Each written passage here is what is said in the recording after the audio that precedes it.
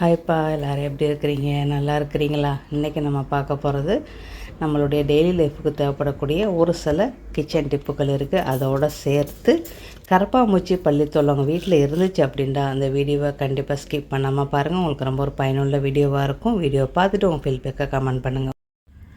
Welcome to my channel.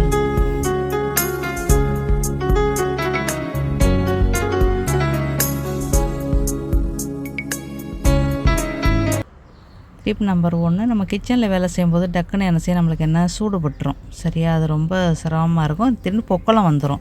பொக்கலம் வந்து அது வந்து ரொம்ப கஷ்டப்படுவோம் நம்ம. அதுக்கு உங்களுக்கு சின்ன எளிமையான டிப்பு தான் வீட்டு குறிப்பு.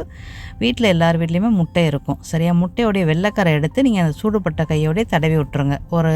ஒரு நாளைக்கு சூடுபட்ட உடனே ஒரு 4-5 தடவை தடவிட்டீங்க அப்படின்னா உங்களுக்கு பொக்கலம் வரவே வராது. ஆனால் கொஞ்சம் எரியும். ஆனால் என் ஃப்ரெண்டு சொன்னாங்க ஐஸ் கட்டி கூட வைக்கலாம் அப்படின்னு சொன்னாங்க.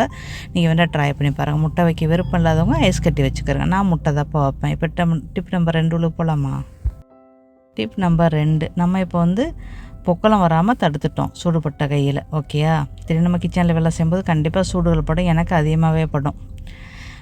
இந்த மாதிரி ஃப்ரெஷ் மஞ்சள் இருந்துச்சு அப்படின்டா நீங்கள் இந்த டிப்பை ஃபாலோ பண்ணுங்கள். ஃப்ரெஷ் மஞ்சள் இல்லாதவங்க மசாலாவுக்கெல்லாம் போடுவோம்ல, நீளமாக மஞ்சள் இருக்கும், அதை கூட நீங்கள் உரைச்சி நீங்கள் இந்த டிப்பை போடலாம். ஓகே, இந்த மாதிரி ஃப்ரெஷ் மஞ்சள் 1 இன்ச்சி அளவுக்கு வேணும் உங்களுக்கு. இதை எடுத்து நல்லா நல்லா தோலெல்லாம் எடுத்துட்டு நல்லா ஒரு இடியல்லையோ இல்லை மிக்சிலேயே வச்சு லைட்டாக வந்து சுற்றிக்க. கொஞ்சமாக இருக்கல மிக்சியில் நம்மளுக்கு சுற்ற முடியாது. நம்ம இடியலில் வச்சு நல்லா நைஸாக அரைச்சிக்கிறணும்.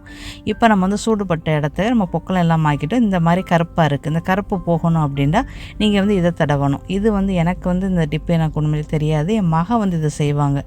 நான் எப்போதும் முட்டை தடவேன். அது வந்து எனக்கு ஏற்கனவே கேரளா ஃப்ரெண்டு ஒரு 5-6 வருஷம் முன்னாடி சொன்னது தான். அதை நான் ஃபாலோ பண்ணேன். எனக்கு அது ஓகே இருக்குது, பொக்கலம் வராது. இல்லைன்னா அந்த பொக்கலம் பீயும்போது நம்மளுக்கு ரொம்ப கஷ்டமாக இருக்கும். இந்த மாதிரி தடவுறது நம்மளுக்கு வந்து கீழே விழுந்துடும். நம்ம நல்லா சாஃப்டாக நல்லா நைஸாக அரைச்சிங்க அப்படின்டா நீங்கள் வந்து நல்லாவே தடவிடலாம். இல்லைன்னா கீழே விழுகும். நான் என்ன செஞ்சேன் அப்படின்டா, சரி நம்மளுக்கு வந்து இதை வந்து அப்படியே ஜூஸை அப்படியே புழிஞ்சிடலாம் அப்படின்னு நினச்சிங்க. அப்படியே எடுத்து ஜூஸை அப்படியே புழிஞ்சு அதை வந்து நம்ம வந்து ஒரு லிக்யூட்டாக வச்சுக்கிட்டு நீங்கள் போடலாம். ஒரு 2 நாளைக்கு இதை வந்து யூஸ் பண்ணலாம்ப்பா. ஒரு நாளைக்கு 2 தடவை 3 தடவை போடுங்களேன். போட்டிங்கன்னா கண்டிப்பாக 1 வாரம் போட்டிங்கன்னா உங்களுக்கு அந்த கருப்பு கலர் கண்டிப்பாக போயிடும். ட்ரை பண்ணி பாருங்கள். கருப்பாக அப்பிக்கிட்டு இருக்கும் தெரியுமா, தீ சுட்டது, அது வந்து உங்களுக்கு போயிடும். இப்போ போட்டு 1 நாள் தான் ஆகுது. நான் இப்போ வந்து நான் உங்களுக்கு அதோட இதையும் காட்டுறேன். இன்றைக்கி எப்படி கருப்பாக இருக்குது, மறுநாளைக்கு நெக்ஸ்ட் டே அன்றைக்கி எப்படி இருக்குங்கிறத நீங்களே பாருங்கள். ஓகேயா, எனக்கே ஆச்சரியமாக இருந்துச்சு. என் மக சின்ன வயசு புள்ள தான், ஆனால் இருந்தாலும் அது கரெக்டாக சொல்லியிருக்கு. பார்த்தீங்களா எந்த அளவு போயிருக்குன்னு பார்த்தீங்களா? நீங்களாம் ட்ரை பண்ணுங்கள். டிப் நம்பர் 3, நம்ம பிரியாணி செய்யும்போது சில டிப்புகளை நம்ம வந்து ஃபாலோ பண்ணணும். அதுக்கு ஃபஸ்ட்டு வந்து நம்ம வந்து ஃபாலோ பண்ணுறது வந்து இந்த வெங்காயத்தை மீடியமில் அடுப்பில் வச்சு இதை நல்லா பொன்னிறமாக நீங்கள் பொரிச்சுக்கிட்டு மற்ற பொருளை நீங்கள் போடணும்.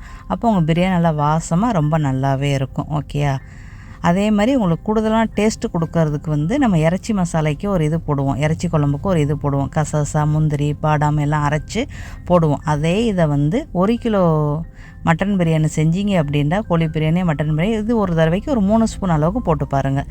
உங்களுடைய டேஸ்ட் வந்து வேறு லெவலில் இருக்கும். ஒரு தடவைக்கு ட்ரை பண்ணி பாருங்கள். உங்கள் வீட்டில் இருக்கிறவங்க கண்டிப்பாக உங்களை பாராட்டுவாங்க. ட்ரை பண்ணி பார்த்துட்டு உங்கள் ஃபீட்பேக்கை சொல்லுங்கள். ஓகே, இது வந்து நம்ம வந்து இறைச்சி குழம்பு, கோழி குழம்புக்கெல்லாம் அரைச்சி வச்சு போடுவோம். அந்த மசாலா தான், வேறு எதுவுமே இல்லை. கண்டிப்பாக ட்ரை பண்ணி பாருங்கள். கசகசா, முந்திரி, பாதாம் பருப்பை ஊற வச்சு அரைக்க வேண்டியது தான்.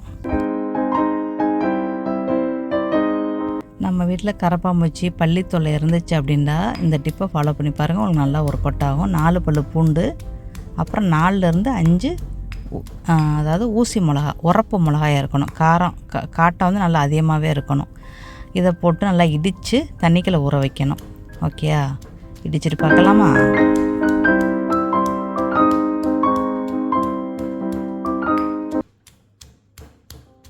கொஞ்சம் கசாரா குறப்பாக அரைச்சாலே போதும். உங்களுக்கு இடிக்க ரொம்ப சிரமமாக இருந்துச்சு அப்படின்னா ஒன்றும் பிரச்சனை இல்லை. மிக்சியில் வந்து 2 சுற்றினாலே உங்களுக்கு நல்லா சாஃப்டாக உங்களுக்கு இடிஞ்சிரும். இந்த அளவு கூட வராது.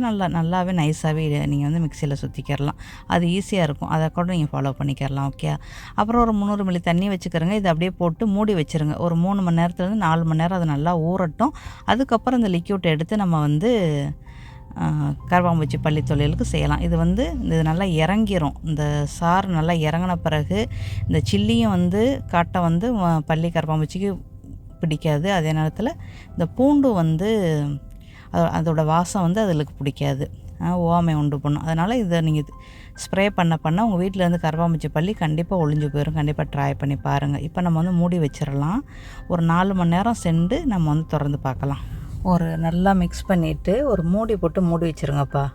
குறைச்சி பார்த்தாலும் 2 மணி நேரத்துலேருந்து 4 மணி நேரம் உங்களுக்கு ஊறணும். சரியா? ஊறின பிறகு இதை நீங்கள் வந்து ஃபில்டர் பண்ணி நீங்கள் ஸ்ப்ரே பண்ணிங்கன்னா உங்களுக்கு நல்லா உருப்பட்டாகும்.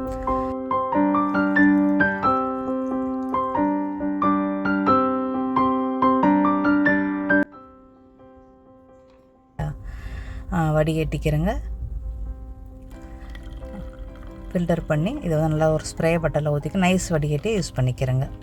அப்போ தான் நம்ம ஸ்ப்ரேயில் அந்த இதில் வந்து அடைச்சிக்கிறோம். அதனால் நீங்கள் அப்படி வச்சுக்கிறங்க. இல்லைன்னா ஒரு பாட்டில் ஜூஸ் பாட்டிலில் மூடியிலேருந்து ஓட்டை போட்டுக்கிட்டு நீங்கள் வச்சுக்கிறலாம். இது தெரியும்ல, எந்தெந்த இடத்துல வந்து கரப்பான்பூச்சி பல்லிகள் அதிகமாக நடமாடுதோ அந்த இடம் ஃபுல்லாக ஸ்ப்ரே பண்ணி விட்ருங்க. ராத்திரியில் செய்யுங்க. அப்போ தான் ராத்திரியில் தான் எல்லோரும் வெளியாகுவாங்க. பாய்ச்சை, பல்லி, கரப்பான்பூச்சி எல்லோரும் வெளியாகுவாங்க. சரியா? முக்கியமாக நம்மளுக்கு கரப்பான்பூச்சி பல்லி வந்து உற்பத்தி ஆக காரணம் நம்ம வந்து ஏதாவது சிங்கில் எதையாவது போட்டுருவோம். அதை சாப்பிட்றதுக்காண்டி பல்லி கரப்பான்பூச்சி வரும். மேசில் சாப்பிட்டுட்டு துடைக்காமல் வச்சுருவோம், அதை சாப்பிட்றதுக்கு வரும். வெளியிலேருந்து வரும். நம்ம தோட்டங்கள் வச்சுருந்தோம்னா வெளியிலேருந்து நிறையா பல்லி கரப்பான்பூச்சி எல்லாமே வரும். முக்கியமாக நம்ம சிங்கு, மேசை, அடுப்பு வைக்கிற இடம் எல்லா இடத்துலையுமே ஸ்ப்ரே பண்ணி விட்ருங்க. டாய்லெட்டில் தண்ணி ஓடுற இடம், அந்த தூம்புன்னு சொல்லுவோம்ல, அந்த தண்ணி ஓடுமே, அந்த மூடி போட்டு வச்சுருவோம், அந்த இடத்துல கூட ஸ்ப்ரே பண்ணி விடுங்களேன். உங்களுக்கு இந்த வாடைக்கு இந்த காட்டத்துக்கும் உங்களுக்கு வரவே வராது. கண்டிப்பாக ட்ரை பண்ணி பாருங்கள். இப்போ அடுத்த டிப்புல போகலாமா? நெய் பாட்டில் முடிஞ்சிருச்சு அப்படின்னா நம்ம கழுவி யூஸ் பண்ணலாம். அதுக்கு முன்னாடி ஹாட் வாட்டர் கொஞ்சமாக ஊற்றி நல்லா உலுக்கிக்கிறங்க. லைட்டாக கொஞ்சம் ஒட்டிக்கிட்டு இருக்கிற நெய் ஃபுல்லாக எல்லாம் உங்களுக்கு வந்துடும். இதை நீங்கள் வந்து ஒரு சாதம் ஆக்கையில் நீங்கள் அதில் போடலாம். ஒரு பருப்பு குழம்பு ஆக்கும்போது நீங்கள் அதில் ஊற்றி விட்டுறலாம். ஃபுல்லாகவே வெளியேறும். அதுக்கப்புறம் நீங்கள் நல்லா ஒரு லிக்யூடு போட்டு கழுவிட்டு அதுக்கப்புறம் நீங்கள் ஏதாவது இதுக்கு நீங்கள் யூஸ் பண்ணிக்கலாம். மசாலா தூள் மாதிரி போட்டு கூட வச்சுக்கிறலாம். நான் மசாலா தூள் தான் போட்டு வச்சுருக்கிறேன்.